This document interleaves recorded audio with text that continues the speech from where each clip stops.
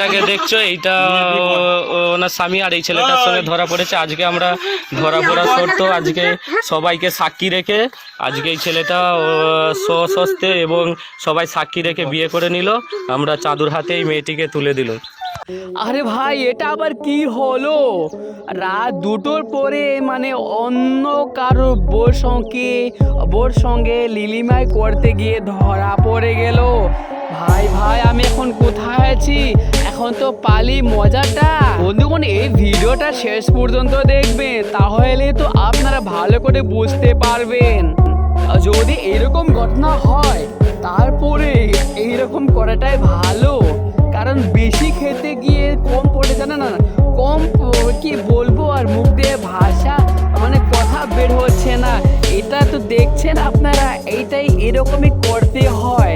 তো শালা বেশি মাত্র খেতে যাচ্ছিস, এখন তো পালি মজাটা